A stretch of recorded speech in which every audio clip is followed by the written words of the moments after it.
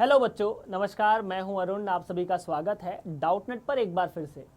हम लोग बात कर रहे हैं इंटीग्रल्स के बारे में, एक बहुत ही इंपॉर्टेंट चैप्टर जो कि क्लास 12th में सीबीएसई बोर्ड आप लोगों से पूछती है। अब ये टॉपिक जो कि टर्म 2 में आ रहा है, तो टर्म 2 में ये टॉपिक बहुत ही ज़्यादा इंपॉर्टेंट हो जाता है।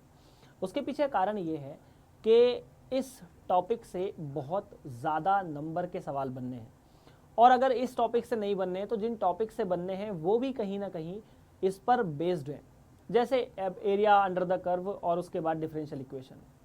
तो हम इस टॉपिक को लगातार पढ़ रहे हैं। और इंटीग्रेशन की अगर हम बात करें तो पिछली क्लास में हम लोगों ने ये देखा था कि किस तरह से हम इंटीग्रेट करते हैं किसी फंक्शन को, उसके कुछ बेसिक प्रिंसिपल्स, कुछ बेसिक फंडे, कुछ बेसिक फॉर्मूले, एंड आफ्टर दैट हम लोगों ने ट्रिग्नोमेट्रिक इंटीग्रेशन भी किया था और सब्स्टिट्यूशन की मदद भी ली थी। आज हम लोग कुछ स्पेशल इंटीग्रल्स के बारे में बात करेंगे जो कि आपकी किताब में दिए हुए हैं एज पर एनसीईआरटी, और उन सब में आप लोगों को जो कुछ भी स्पेशल चीज़ें, स्पेशल इंटीग्रल्स दिए हैं उनकी हम आज बात ज़रूर करेंगे और उन पर बेस्ड सवाल भी करेंगे। ये स्पेशल इंटीग्रल्स के क्वेश्चन आप लोगों को आने वाले समय में काफ़ी उपयोगी होने वाले हैं, और इंटीग्रल्स के जो फॉर्मूले हैं वो आने वाले समय में काफ़ी उपयोगी होने वाले हैं। हम आज डिस्कस करने की कोशिश करेंगे कि क्या क्या आप लोगों को किस किस तरह से स्पेशल फॉर्मूले कराए जा सकते हैं, क्या क्या स्पेशल फॉर्मूले हैं जब डिनोमिनेटर में क्वाड्रेटिक एक्सप्रेशन आता है जो कि परफेक्ट स्क्वायर बनाया जा सकता है या नहीं परफेक्ट स्क्वायर बनाया जा सकता, इस तरह के कुछ सवाल। चलिए शुरू करते हैं आज की कहानी। आप सभी का एक बार फिर से स्वागत है डाउटनेट पर। तो जैसा कि यार आप लोगों ने पिछली क्लास में पढ़ा था कि इंटीग्रेशंस में हमारा जो मेन मकसद है वो ये है कि अगर मैं किसी फंक्शन का डिफरेंशिएट करता हूँ और डिफरेंशिएट किसी फंक्शन का डिफरेंशिएट किया जाए, और अगर डिफरेंशिएट को मैं इंटीग्रेट करूं तो मैं उसी फंक्शन पर पहुंच जाता हूं, और उस फंक्शन पर नहीं पहुंचता, उस फंक्शन के जैसे बहुत सारे फंक्शंस की कर्व आती है जो कांस्टेंट टर्म से डिफर हो सकते हैं। जैसे कि हम लोगों ने यह भी देखा था कि अगर मैं लिखता हूं कि y बराबर साइन एक्स, तो dy by D x cos x होता है, और अगर मैं इसको इंटीग्रेट करता हूं तो y की वैल्यू साइन एक्स प्लस सी आता है, जहां पर c एक कांस्टेंट नंबर है। इट कैन बी एनीथिंग, मुझे नहीं पता। इस कॉन्सेप्ट के साथ हमने पिछली क्लास में शुरुआत भी की थी। चलिए आगे बढ़ते हैं और आगे की बात करते हैं, आगे की कहानी के बारे में डिस्कस करने की कोशिश करते हैं। आपको सारे फॉर्मूले पिछली क्लास में बताए जा चुके हैं, और साथ ही साथ आपको यह भी बता दिया गया है कि किस तरह से सब्स्टिट्यूशन की मदद देनी है और किस तरह से ट्रिग्नोमेट्रिक आइडेंटिटीज की मदद देनी है।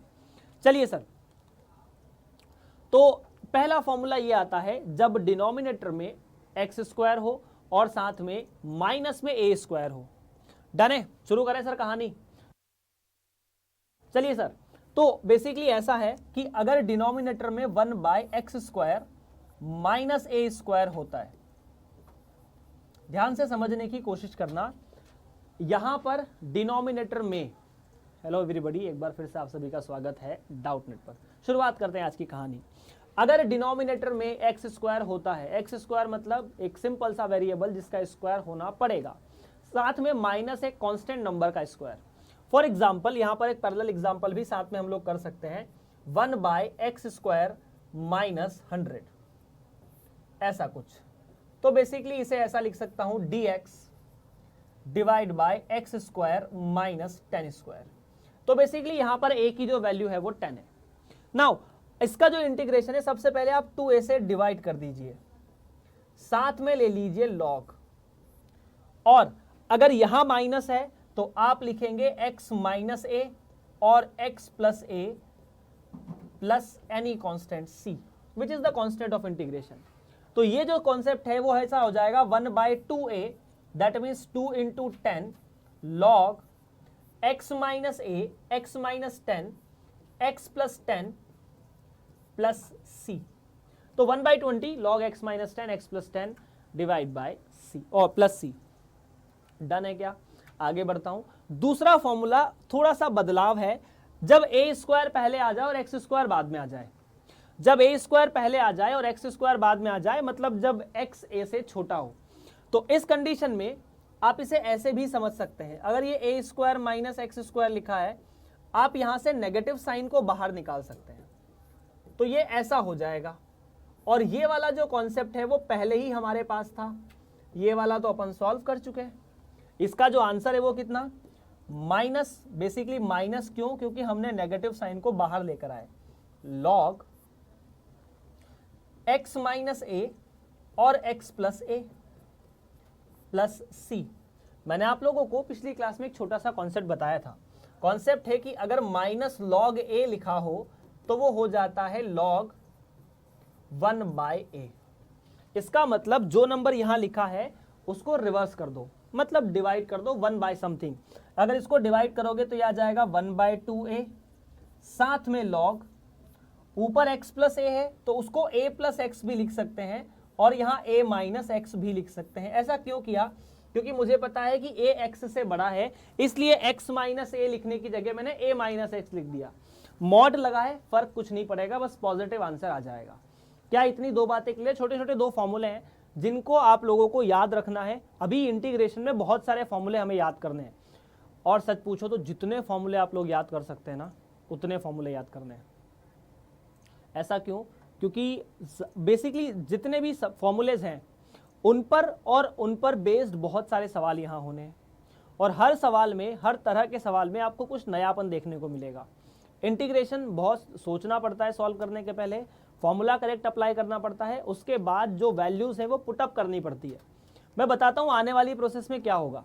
आने वाली प्रोसेस में पहले आप सवाल को ध्यान से देखेंगे ये किस टाइप का है। जिस टाइप का है उसकी सॉल्व करने की जो मेथड है, क्या हमें वो मेथड याद है? उस मेथड पर जाने के बाद उसे एक, जिस मेथड में हमें आंसर पता है उस मेथड में कन्वर्ट करना पड़ेगा। आफ्टर दैट प्रॉपर सब्स्टिट्यूशन करना पड़ेगा, और उसके बाद प्रॉपर फॉर्मूले को याद करना पड़ेगा। इस पर एक छोटा सा कॉन्सेप्ट भी मैं दिखाऊंगा, सवाल के बारे में बात करेंगे जरूर। जैसे फॉर एग्जांपल ये एक छोटा सा सवाल है, यहां पर कोई बहुत बड़ी बात नहीं है। आप इसको कंपेयर करेंगे अगर इससे, तो यहां पर 1 की जगह 1 स्क्वायर लिखा जा सकता है, माइनस एक्स स्क्वायर। ये मिला 1 बाय 2 इंटू 1, साथ में log x minus 1, x plus 1 plus सी। तो I think option number D सही है। अब यहाँ 1 माइनस एक्स है, 1 प्लस एक्स है, यहाँ x प्लस 1 है, x माइनस 1 है। मॉड के अंदर पॉजिटिव और नेगेटिव पे कोई फर्क नहीं पड़ता। जो साइन पॉजिटिव, मतलब बेसिकली अगर आप ऐसा लिख रहे हैं कि मॉड x माइनस ए, ये हमेशा a माइनस एक्स के मॉड के बराबर ही रहेगा।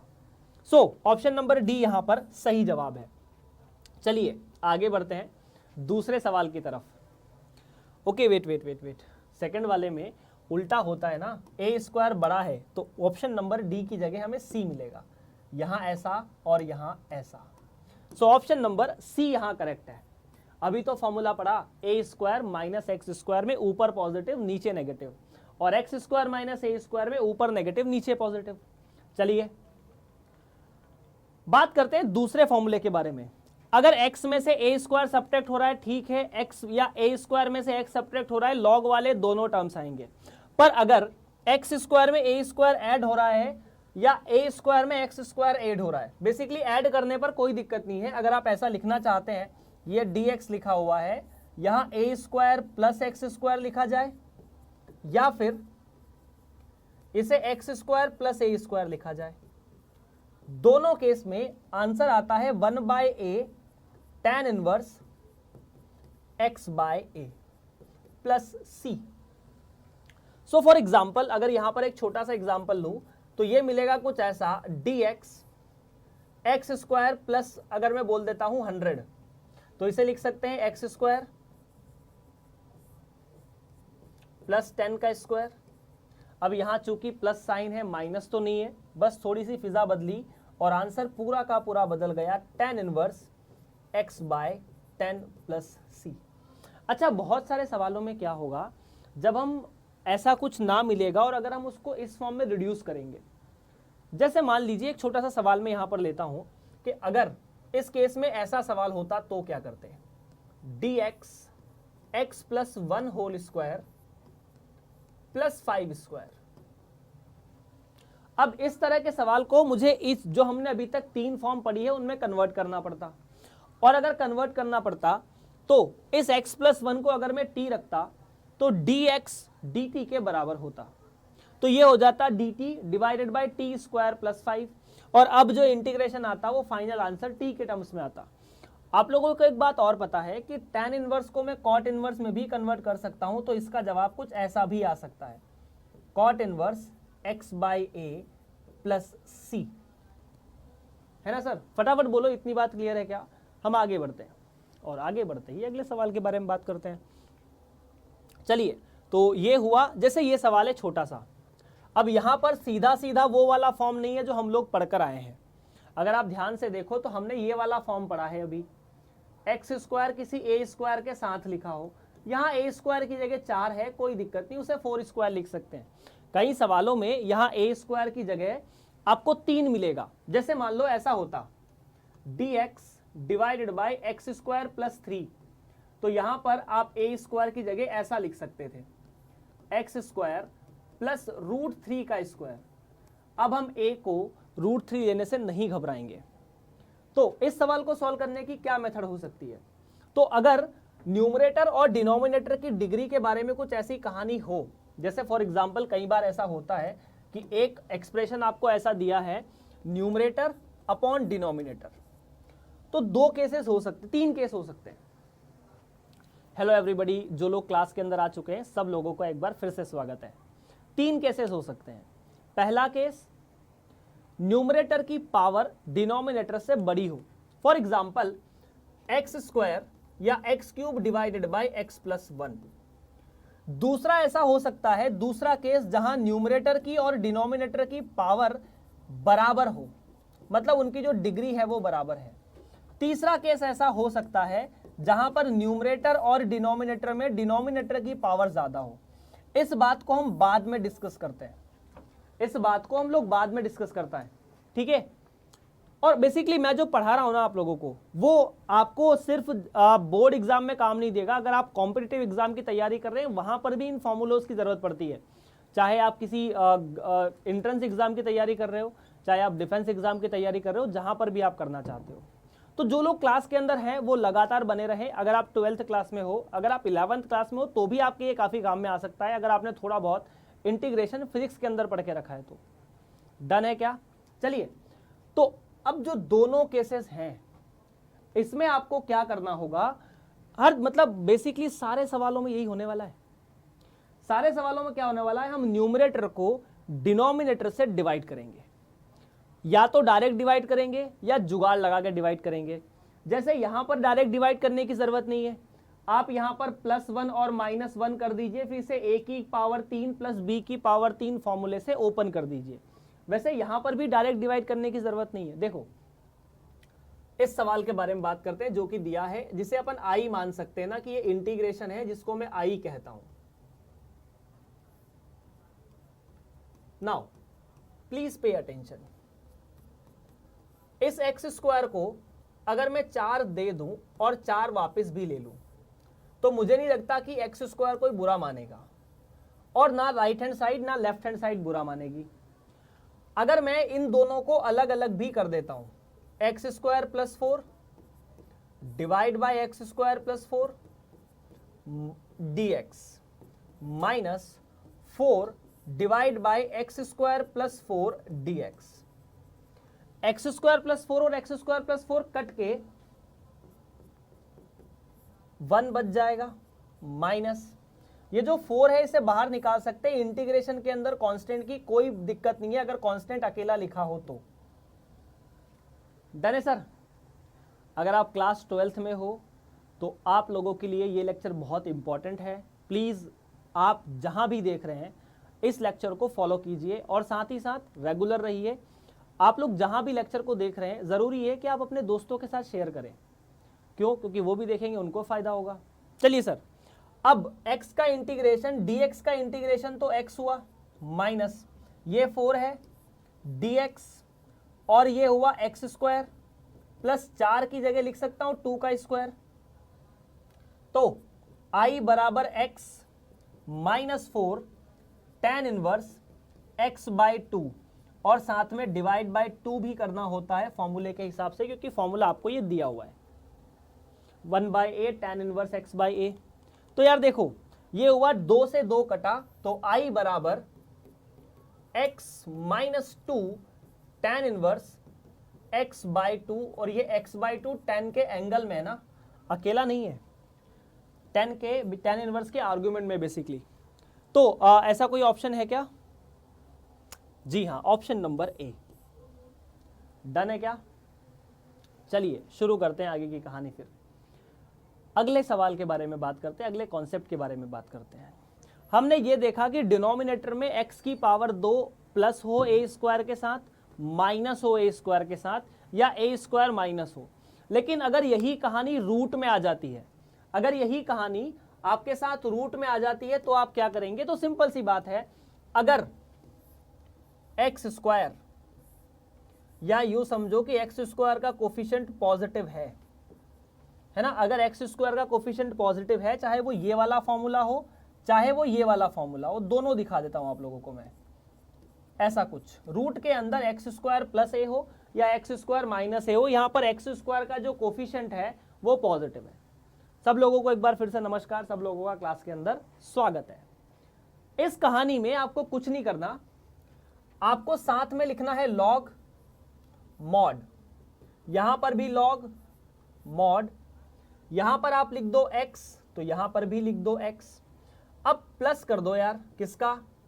जिसका जो डिनोमिनेटर में लिखा है ना, उसी का।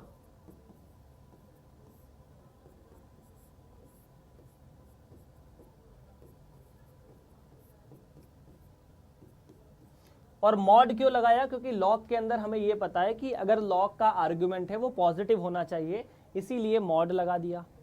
डन है? ऐसा ये दूसरा सवाल है, मतलब दूसरा फॉर्मूला भी मैंने आपको यहीं बता दिया। दोनों को याद करने की सेम कला है। अगर रूट के अंदर एक्स स्क्वायर प्लस ए स्क्वायर दिया हो या एक्स स्क्वायर माइनस ए स्क्वायर दिया हो, अगर एक्स स्क्वायर का कोफिशिएंट पॉजिटिव है तो एक्स प्लस बाकी जो यहां लिखा है उसको लिख दो। डन है क्या? याद रहेगा? उम्मीद है आप लोगों को याद रहेगा। आगे बढ़ते। तीसरा फॉर्मूला, अगर एक्स स्क्वायर का कोफिशिएंट नेगेटिव है, देखो यहां एक्स स्क्वायर के आगे माइनस लिखा हुआ है, तो अगर ऐसा है तो रूट के अंदर ए स्क्वायर माइनस एक्स स्क्वायर अगर लिखा हो तो आप यहां साइन इनवर्स एक्स बाई ए लिखेंगे। और एक बात का ध्यान रहे, tan इनवर्स वाले फॉर्मूले में यहां 1 बाई ए आता है, लेकिन साइन इनवर्स वाले फॉर्मूले में 1 बाई ए नहीं आएगा। tan इनवर्स का जो फॉर्मूला आप लोगों ने पढ़ा उसके अंदर 1 बाई ए यहां लिखते हैं, साइन इनवर्स में 1 बाई ए ऐसा नहीं आएगा। डन है? और आपको पता है साइन इनवर्स को कॉस इनवर्स में बदला जा सकता है, तो ये कॉस इनवर्स एक्स बाई ए तो रहेगा, लेकिन एक नेगेटिव साइन के साथ प्लस सी। मतलब इस फॉर्मूले से दो जवाब आ सकते हैं। जैसे tan इनवर्स वाले के साथ आए थे, tan इनवर्स या 1 by a tan inverse x by a plus c, या minus 1 by a cot inverse x by a, वैसे ही साइन इनवर्स वाले के साथ भी दो आंसर्स आएंगे, एक साइन इनवर्स और दूसरा कॉस इनवर्स। बोलो फटाफट, बात क्लियर है या नहीं है? चलिए फिर आपको कराते हैं कुछ प्यारे प्यारे सवाल। अब देखो, यहां पर कहीं भी ए स्क्वायर एक्स स्क्वायर वाली टर्म नहीं दी है। सवाल आपके एनसीईआरटी का है। एनसीईआरटी का है मतलब मैं सवाल कहीं ऐसी जगह से नहीं लाया कि आप बोलो कि सर ये तो उस किताब का सवाल है जो हमने पढ़ी नहीं, हमको पढ़नी नहीं है। एनसीईआरटी का सवाल है। तो ऐसी कंडीशंस में मैं सबसे पहले जो अंदर लिखा है उसको जो फॉर्म मुझे पता है उसमें कन्वर्ट करूंगा। पहली स्टेप क्लियर है? बेसिकली जो हमें नहीं आता और हमें उसको सॉल्व करना है, तो हम उसे उस रूप में लेकर आएंगे जो हमको पता है। तो सबसे पहले मैंने माना कि यार ये तो आई है ना, आई मतलब इंटीग्रल dx, और यहां पर रूट के अंदर 2x माइनस एक्स स्क्वायर। मैंने ये माना कि ये 2x माइनस एक्स स्क्वायर का जो फॉर्मूला, मतलब ऐसा तो मैंने कहीं नहीं पढ़ा। फिर मैंने देखा कि यार मैंने ना ऐसा पढ़ा है जहां x का स्क्वायर हो रहा हो लेकिन कांस्टेंट नंबर हो, ये 2x नहीं हो। तो मैंने यहां पर सोचने की कोशिश की कि चलिए कंप्लीटिंग स्क्वायर करते हैं। क्या करते हैं? Completing square. तो ये हुआ 2x माइनस एक्स स्क्वायर। सबसे पहले कंप्लीटिंग स्क्वायर करने का मुद्दा आप लोगों को पता होगा कि ऐसा करने के लिए आपको सबसे पहले एक्स स्क्वायर का कोफिशिएंट पॉजिटिव कर लेना होता है। माइनस साइन बाहर निकाल लिया, यहां से माइनस निकाला तो ये पॉजिटिव, यहां माइनस नहीं था, माइनस दिया तो नेगेटिव हो गया। अब देखो, ये तो मिला minus x square minus 2x plus 1 minus 1। Completing square करना उम्मीद करता हूं आप लोगों को आता होगा, है ना सर। 2x था, जो x के आगे लिखा है उसका आधा करो, उसका स्क्वायर ऐड कर दो, उसका स्क्वायर सब्ट्रैक्ट कर दो। ये हुआ x माइनस 2 प्लस 1, तो ये हुआ x माइनस 1 पूरे का स्क्वायर माइनस 1। अब अगर ये माइनस साइन को फिर से हटाऊं तो ये कुछ ऐसा हो जाएगा। तो आप लोग पहली स्टेप पार कर चुके हो। पहली स्टेप क्या है इस सवाल को सॉल्व करने की? कन्वर्जन। ठीक, पहली स्टेप क्या है कि हमने उसे ऐसे रूप में कन्वर्ट कर लिया है जो हमको पता है। ये कहां हुआ है सर? देखो, I इज इक्वल टू, ये तो हुआ dx, ये 1 को क्या मैं 1 का स्क्वायर लिख सकता हूं, और ये x माइनस 1 का भी होल स्क्वायर है। हाँ जी सर, है तो सही। अब ये जो x माइनस 1 का होल स्क्वायर है, ये आपको पता है कि आपने a square minus x square जैसा कुछ देखा है, तो आप x माइनस 1 को t मान सकते हैं, या x माइनस 1 को t मान सकते हैं। तो अगर x माइनस 1 को t माना जाए, दोनों साइड डिफरेंशिएट किया तो dx बराबर dt। अब सेकंड स्टेप क्या थी? सब्स्टिट्यूशन। तो आपने इसे ऐसा बना दिया, और क्या एक ही फॉर्मूले में आप लोग इसे समझ सकते हैं कि ये ऐसा लिखा हुआ है, जिसका जवाब आप लोगों को पता है। क्या है इसका जवाब? होता है, हमने अभी थोड़ी देर पहले पढ़ा कि अगर ऐसा कहीं लिखा हो रूट के अंदर a square minus x square, तो इसका जवाब होता है sine inverse x by a plus सी। तो ये जवाब हो जाएगा I बराबर साइन इनवर्स, x की जगह t है तो हमें कोई दिक्कत नहीं, t बाय 1 प्लस सी। तो I बराबर साइन इनवर्स t, और t क्या था? x plus 1। तो अगर ये x प्लस 1 था तो I बराबर sine inverse x minus 1 plus c, t x plus 1 नहीं, x माइनस 1 था। तो आप लोग शायद, उम्मीद करता हूं कि मेथड समझ चुके हो मैं करना क्या है। क्या मेथड करना है, क्या समझना है? समझना ये है कि हमें जो सवाल दिया है, अब ऐसा नहीं होगा कि आपको डायरेक्ट फॉर्मूला लगाओ आंसर पाओ जैसा दिया जाए। आप लोग क्लास 12th में आ चुके हो, ये स्कूल का आखिरी साल है, आपको अपने आप को अपग्रेड भी करना होगा। आने वाली जो जिंदगी है उसमें अभी हमें सीधा सीधा पका पकाया नहीं मिलने वाला है, तो थोड़ा सा सोचना पड़ेगा, समझना पड़ेगा क्या कर रहे हैं क्या नहीं कर रहे हैं। चलिए सर, कुछ और स्पेशल फॉर्म है जिनको उनकी मदद से ही सॉल्व कर सकते हैं, लेकिन करना क्या है वो देख लो। इन दोनों फॉर्म को ऐसे भी याद किया जा सकता है कि अगर हम लोग इंटीग्रल करने जा रहे हैं और डिनोमिनेटर में क्वाड्रेटिक एक्सप्रेशन है, क्वाड्रेटिक देख लो ax square plus b x plus c, या फिर क्वाड्रेटिक का रूट है, तो आपको क्या करना है? आपको सबसे पहले कंप्लीटिंग स्क्वायर करना है। अब कंप्लीटिंग स्क्वायर करने के बाद 3 कंडीशन होगी कि डी पॉजिटिव है या नहीं है, बेसिकली ऐसी कुछ है, ठीक है। तो क्लास 12th में कंप्लीटिंग स्क्वायर करना मैं आपको सिखाऊंगा, आपको अच्छा लगेगा नहीं। डी पॉजिटिव नेगेटिव करना ये सिखाऊंगा, अच्छा नहीं लगेगा, वो बड़ी लंबी प्रोसेस हो जाएगी। अगर आप कंप्लीटिंग स्क्वायर करते हैं तो आपको कुछ ऐसा मिलेगा यार, x प्लस ए या x माइनस ए, कुछ समथिंग जो भी मिले ना, मान लीजिए x प्लस अल्फा वाली टर्म मिलती है, कंप्लीटिंग स्क्वायर करने पर ऐसा तो मिलेगा, उसको आप t रख सकते हैं सीधा सीधा, जैसा कि हमने इस सवाल के अंदर किया था। यहां रूट के अंदर क्वाड्रेटिक एक्सप्रेशन था, सेकंड वाली फॉर्म, तो मैंने सबसे पहले कंप्लीटिंग स्क्वायर किया, और उसके बाद जो भी x minus something x plus something का स्क्वायर था उसे t रख दिया, सवाल सॉल्व हो गया। अब वैसे ही ऐसे बहुत सारे सवाल यहां हो सकते हैं, जैसे ये एक सवाल है, x square plus minus 6x plus 13, done है। तो यार चैप्टर देखो इंटीग्रल है, और इंटीग्रल बहुत उपयोगी चैप्टर है फॉर टर्म 2, है ना। इंटीग्रल पर आधारित आपके जितने भी चैप्टर्स हैं उनमें आपको, या इंटीग्रल पर जितने भी चैप्टर्स हैं, जैसे एरिया अंडर द कर्व हुआ या डिफरेंशियल इक्वेशन हुई, दोनों बिना इंटीग्रल के तो नहीं होंगे, है ना। तो देखो पहले सवाल के बारे में बात करते हैं। हमें दिखा I बराबर dx, यहां पर क्या मिला? X square minus 6x plus 13।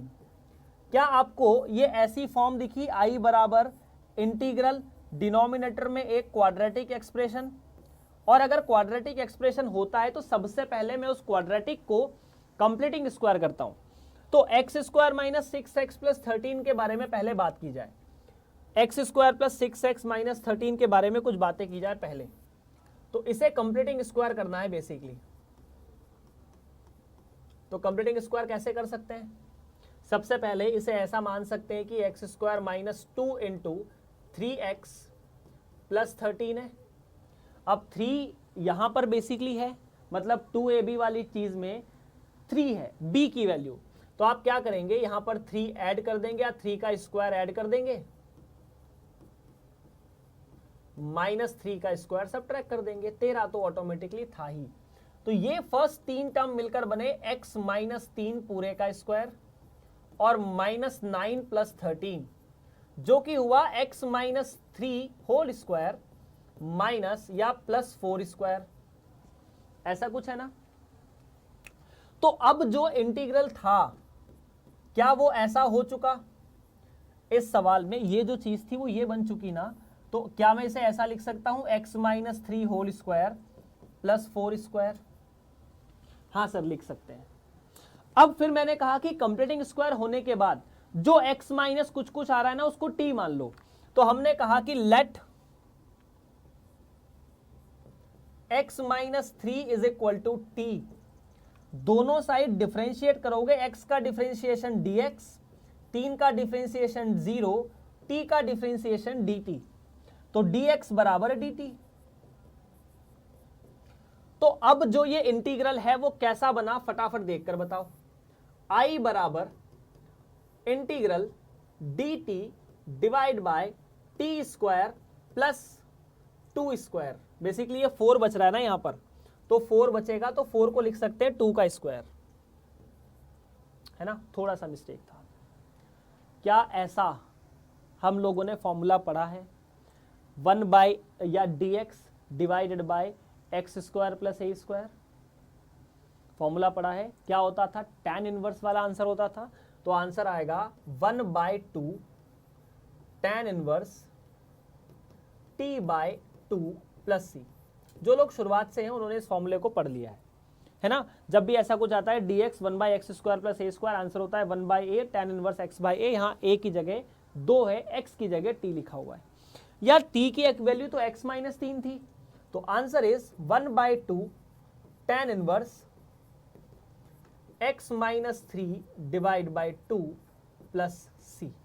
बोलो फटाफट, क्या ये सवाल आपको स्पेशल लगा या आपको दिक्कत आई या आप लोग परेशान हुए? जो कुछ मेथड्स आपको बताई जा रही है, अगर आप उन मेथड्स को प्रॉपरली फॉलो करेंगे तो आंसर आपके हाथों में होगा। क्या ये बात ठीक है? डन है? चलिए आगे बढ़ते हैं। फिर सेम क्वेश्चन ऐसा है जहां पर डिनोमिनेटर के अंदर क्वाड्रेटिक एक्सप्रेशन दिया है पर वो रूट में दिया हुआ है, और मुझे नहीं लगता कि इसका कंप्लीटिंग स्क्वायर करने में किसी बच्चे को कोई दिक्कत है। फटाफट बोलो यार। अगर दिक्कत है तो ठीक है, मैं कर देता हूं। अगर दिक्कत नहीं है तो मान के चलो कि ये सवाल आप होमवर्क के रूप में कर लोगे।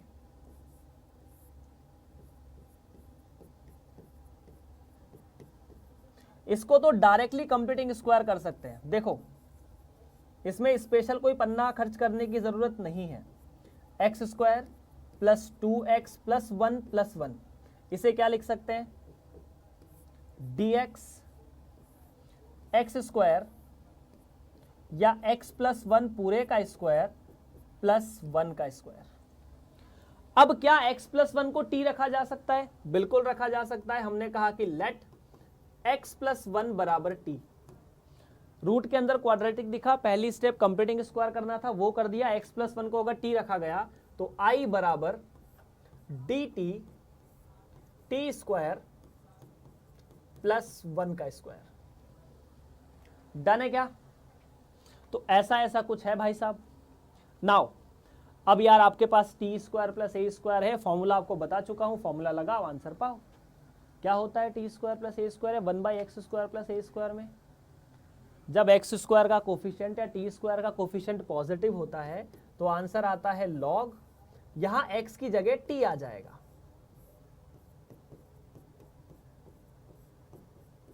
फॉर्मूला दिखा दूं एक बार, चलो दिखा देता हूं। फॉर्मूला ये रहा आप लोगों के सामने, 1/x² प्लस ए स्क्वायर का रूट लॉग आ जाता है sir, x plus x square plus ए स्क्वायर का रूट। तो सेम चीज यहां पर आ चुकी, हमने जिस सवाल को सॉल्व किया अभी। t की जगह क्या रखना है, तो x प्लस 1 को अगर मैंने t रखा था तो जवाब मिला ऐसा कुछ, x प्लस 1 प्लस रूट के अंदर x प्लस 1 पूरे का स्क्वायर प्लस 1 का स्क्वायर प्लस c। और जो लोग यार देख रहे हो फटाफट फटाफट अपने दोस्तों को शेयर कर दो जो आपके साथ पढ़ते हैं। डन है, लाइक वाइक तो करते ही रहा करो। x प्लस 1 प्लस ये मिला x square plus 2x plus 2 plus c, उसको सॉल्व करोगे तो ये आ जाएगा। This is the final answer. क्या इंटीग्रेशन अभी टफ लग रहा है? कमेंट फटाफट फास्ट करो, क्या इंटीग्रेशन टफ लग रहा है? हाँ या नहीं में उत्तर दो। आपकी स्क्रीन पर एक सवाल है, आपको जवाब देना है, क्या इंटीग्रेशन आपको टफ लग रहा है, हाँ या नहीं। दो ऑप्शंस आपकी स्क्रीन पे आएंगे, हाँ या नहीं वाले। चलिए फटाफट, जितना पढ़ाया उतना टफ लगा क्या? नो डाउट 12वीं का चैप्टर है, आसान तो नहीं है, मैथ्स है, आसान तो नहीं है, लेकिन हम सॉल्व कर रहे हैं, हम समझ रहे हैं। और पिछले 2 लेक्चर में हमने इसे काफी पढ़ा है, काफी समझा है, हम काफी इस लेक्चर को समझ चुके हैं। चलिए सर आगे बढ़ते हैं यार। अब प्रॉब्लम तब होती है जब ये ज्यादा खतरनाक चीज है। ये वो वाली फॉर्म है जहां से बहुत आसानी से आंसर नहीं आएगा।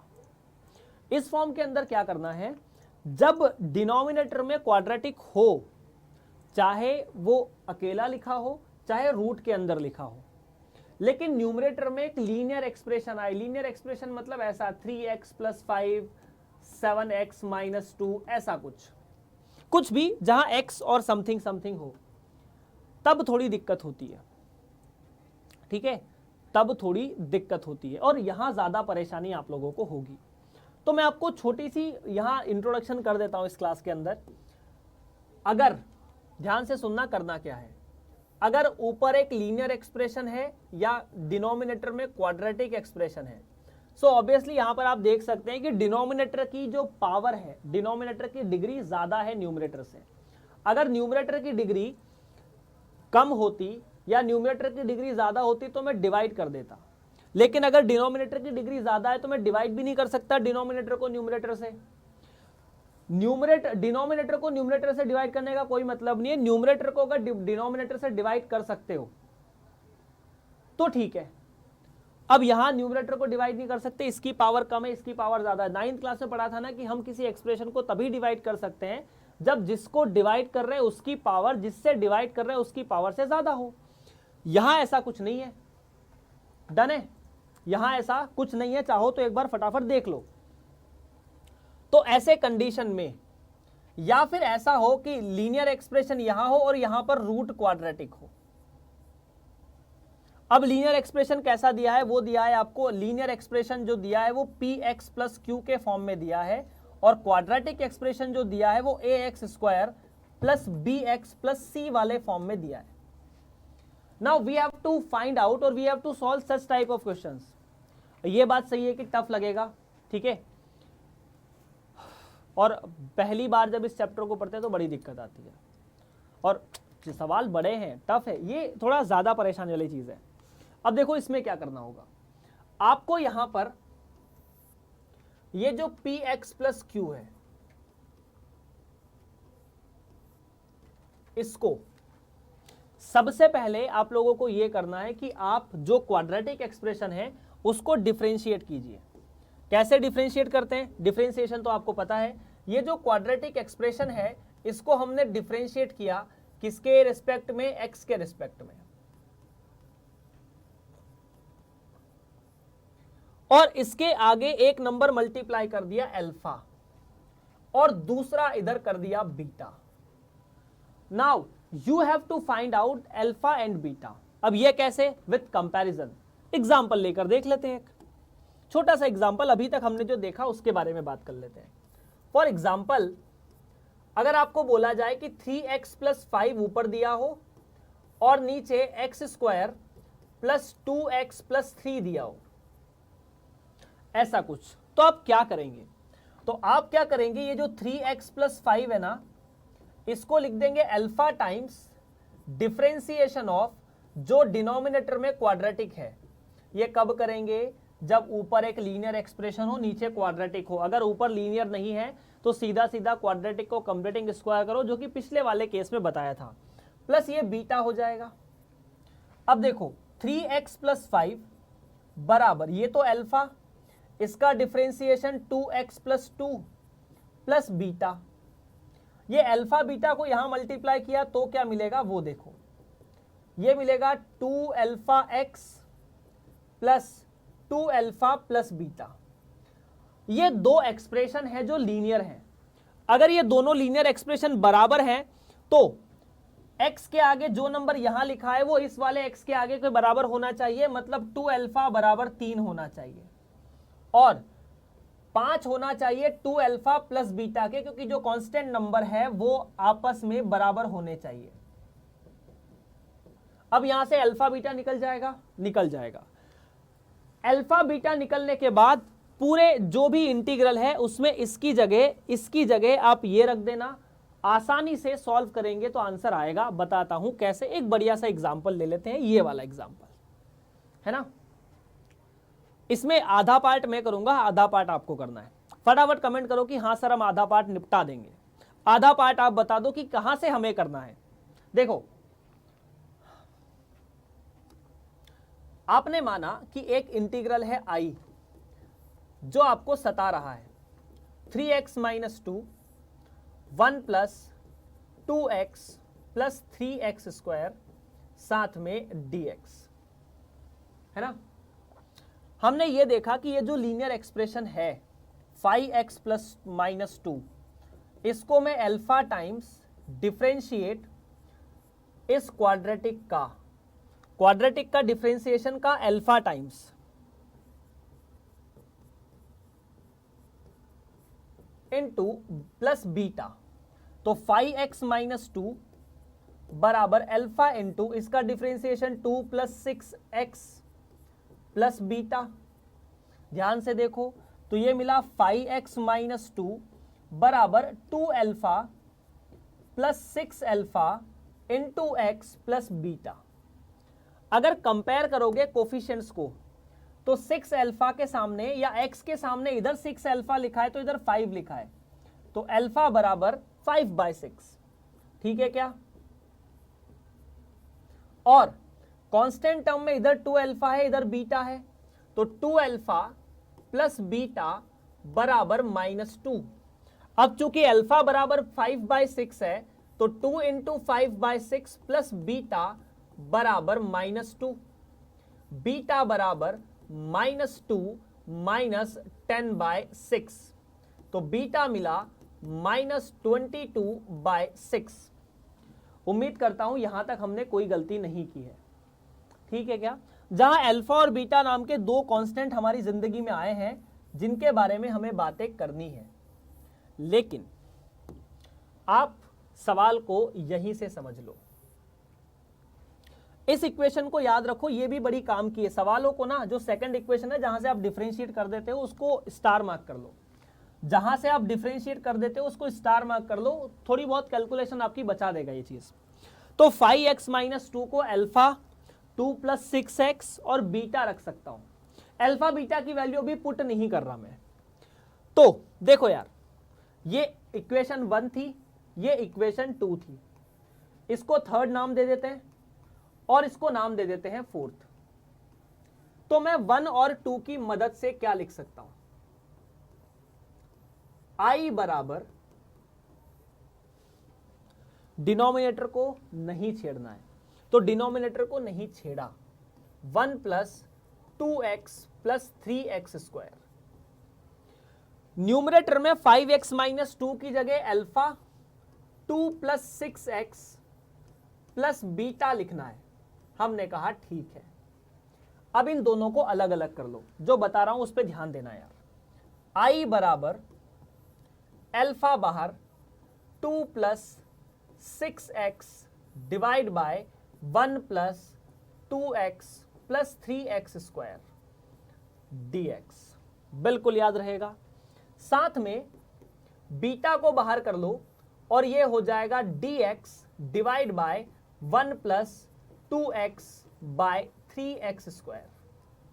यहां तक तो ठीक है, हमने इन दोनों को अलग अलग रख लिया। मैं बोल रहा हूं ये चीज थोड़ी लेंदी है। आपने माना कि ये जो इंटीग्रल है ना जो हमें निकालना है, ये दो इंटीग्रल की वजह से आएगा। इसे अपन ने पांचवी इक्वेशन मान ली। क्या मान लिया? ये पांचवा एक्सप्रेशन है। अब ये पांचवा एक्सप्रेशन क्या है? एक मान लेता हूं मैं I1 मतलब ये जो पहला वाला पार्ट है ना, इसको I1 मान लो। 2 plus 6x 1 plus 2x plus 3x²। ऐसा क्यों किया? ध्यान से सोचना क्यों कर रहा हूं। इन दोनों को एक साथ सॉल्व करने से बेटर है दोनों को अलग अलग कर लो। पहले इतने से पार्ट को निकाल लो, बाद में इतने से पार्ट को निकाल लो। ये पार्ट निकालने का ब्रह्मास्त्र मेरे पास है। देखो कैसे। अब आपको ये पता है, और ये हमेशा होगा, पहला वाला जो I1 पार्ट है ना वो हमेशा ऐसे ही आएगा। डिनोमिनेटर न्यूमरेटर का डिफरेंशिएशन है। तो अगर मैं t बराबर 1 प्लस 2x प्लस 3x² लिखता हूं तो दोनों साइड डिफरेंशिएट करने पर मुझे मिलेगा 2 प्लस 6x साथ में dx। इधर डिफरेंशिएट किया तो dt, इधर 1 का डिफरेंशिएशन 0, 2 का डिफरेंशिएशन 2 या 2x का डिफरेंशिएशन 2, 3x² का डिफरेंशिएशन 6x। तो ये जो ऊपर वाला है ना, ये ऐसा नहीं हो गया। ऊपर तो dt है बस और नीचे t है, जिसका जवाब तो आना चाहिए log mod t plus C1 बोल देते हैं क्योंकि अपन ने आधे पार्ट को इंटीग्रेट किया है अभी। तो I1 की वैल्यू क्या ऐसी आ सकती है? log mod t की जगह 1 plus 2x plus 3x² plus C1। तो I1 आपके सामने क्लियर, और I1 हमेशा ऐसे ही निकलेगा। I2 में दिक्कत है। I2 मतलब दूसरा वाला इंटीग्रल, जिसे आप ऐसा लिख रहे हैं, beta into differentiation 1 plus 2x plus 3x²। यहां दिक्कत है। कोई दिक्कत नहीं है, ये तो ऐसी फॉर्म नहीं आ गई जो कि आपने अभी थोड़ी देर पहले की थी, डिनोमिनेटर बाय क्वाड्रेटिक या डिनोमिनेटर में क्वाड्रेटिक। तो ये तो हम आसानी से सॉल्व कर सकते हैं। आप लोग सॉल्व कर सकते हो। आपको दिक्कत आया पूछ भी सकते हो। कहां पूछोगे? जो लोग बेसिकली इंस्टाग्राम यूज करते हैं वो इस आईडी पर फॉलो कर सकते हैं। ठीक है, छोटे मोटे डाउट होंगे मैं क्लियर भी कर देता हूं। arun_doubtnet डन है। जो भी परेशानी हो आप यहां पूछ सकते हैं, कोई दिक्कत की बात नहीं है। बाकी इसके अलावा क्लासेस की परेशानी को सॉल्व करने के लिए डाउटनेट ऐप हमेशा है। अगर आप मुझसे नहीं पूछना चाहते हैं तो डाउटनेट के ऐप पर जाइए, फोटो को स्कैन कीजिए, जो भी जवाब होता है वो मिल जाता है। अब इस क्लास के अंदर मैं आप लोगों के लिए कुछ सवाल लेकर आया हूँ। कुछ सवाल तो मैंने करवाए, ये वाला पार्ट आपको खुद से करना है। मैंने कहा था ना आधा पार्ट मैं करूंगा आधा आप करोगे। तो आप निकालोगे I2 कैसे? खुद से। I2 खुद से निकालोगे क्योंकि ये डिनोमिनेटर बाय क्वाड्रेटिक फॉर्म है जो कि अपन ने पढ़ी है। I1 निकल चुका है। I1 की वैल्यू यहां पर, I2 की वैल्यू यहां पर, यहां से अल्फा की वैल्यू, यहां से बीटा की वैल्यू रखोगे। इक्वेशन नंबर 5 में सवाल सॉल्व हो चुका या नहीं हो चुका? हो चुका। डन है। फिर चलिए सर, तो बेसिकली ऐसे बहुत सारे सवाल हैं। सारे सवाल आपकी किताब से हैं जिनको आपको सॉल्व करना है। ये मेरी साइड से कुछ होमवर्क है आप लोगों के लिए। ये सवाल मैं करवाने के लिए लेकर आया था, लेकिन समय की पाबंदी बोलती है कि अब आप रहने ही दीजिए। चलिए सर, ये सवाल भी है यार कुछ जो आप लोगों को सॉल्व करना है। आप लोग चाहें तो कर सकते हैं। बड़ा प्यारा सवाल है, सिंपल सिंपल सवाल है जो कि होमवर्क के रूप में आप लोगों को दिए जा रहे हैं। आफ्टर दैट सेम देखो, इस सवाल में और उस सवाल में डिफरेंस क्या है? यहां डिनोमिनेटर में बस क्वाड्रेटिक है, न्यूमरेटर में लीनियर नहीं है। यहां पर न्यूमरेटर में लीनियर है, x लिखा है ना, x मतलब लीनियर टर्म, x² मतलब क्वाड्रेटिक, तो लीनियर अपॉन क्वाड्रेटिक आ गया। पहले वाला सिंपल, दूसरे वाला tough. Question number 10, linear upon quadratic इतना इतना के बराबर है, तो आप a की वैल्यू बताइए। उम्मीद है आप लोग सॉल्व कर दोगे। बड़ा प्यारा सवाल है, ना हो तो आप पूछ सकते हैं। आपको मैं आईडी बता ही चुका हूं, arun_doubtnet।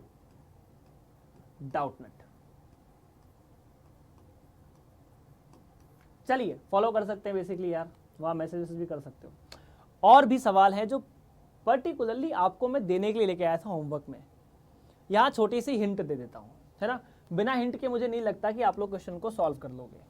तो इस सवाल को सॉल्व करने की जो हिंट है वो ऐसी है कि सबसे पहले आप एक्स स्क्वायर को टी मान लीजिए।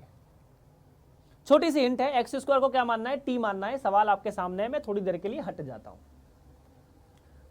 डन है।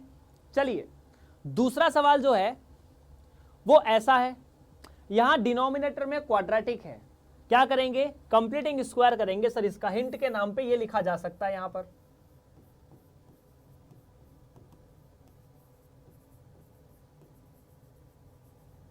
चलिए नेक्स्ट। एक छोटा सा चैलेंज भी है आप लोगों के लिए। चैलेंज कैसा है मैं बताता हूं। ये सवाल बड़ा सिंपल है, एक बार ये सवाल जेईई में भी पूछा है, आपकी एनसीईआरटी बुक में भी ये सवाल है। इस सवाल को आपको सॉल्व तो करना है, आप लोग कर भी दोगे, पर आपको इस सवाल को 2 मिनट से या 3 मिनट से कम समय में सॉल्व करना है। स्टॉप वॉच लगाइए और ट्राई कीजिए। हिंट बताता हूं, ए स्क्वायर माइनस बी स्क्वायर वाली प्रॉपर्टी जितनी अप्लाई कर सकते हैं उतनी बार कीजिए। एक्स स्क्वायर माइनस या a sine square 8 minus cos square 8, तो sine square raise to power 4 minus cos square raise to power 4, उसके बाद sine square raise to power 4 plus cos square raise to power 4, और उसके बाद जो sine square 4 minus cos square 4 आए उसे भी सॉल्व करना है। ये जो 1 है ना, इसे लिखिए sine square x plus cos square x, और डिनोमिनेटर में कंप्लीटिंग स्क्वायर बनाने की कोशिश कीजिए, सवाल सॉल्व होने की कंडीशन में आ जाएगा। तो आज की कहानी इतनी ही है। हम लोग जब भी मिलेंगे तब दिन बदल चुके होंगे। आप सभी को नए साल की बहुत बहुत शुभकामनाएं। Happy new year to everyone मेरी तरफ से और टीम डाउटनेट की तरफ से। आप लोग बहुत अच्छे बच्चे हैं, अच्छे से पढ़ रहे हैं, आपको अच्छे से समझ में भी आ रहा है। तो यार जो लोग आपके साथ पढ़ते हैं उनको भी बुलाइए, उनको भी बताइए कि हमें बहुत अच्छे से समझ में आ रहा है, तुम भी समझ सकते हो, कहीं जाने की ज़रूरत नहीं है, ठीक है। तो सबको छोड़िए, डाउटनेट इज़ द बेस्ट। आप सभी से मिलते हैं अगली क्लास में, तब तक के लिए आप पढ़ते रहिए और बढ़ते रहिए डाउटनेट के साथ। धन्यवाद।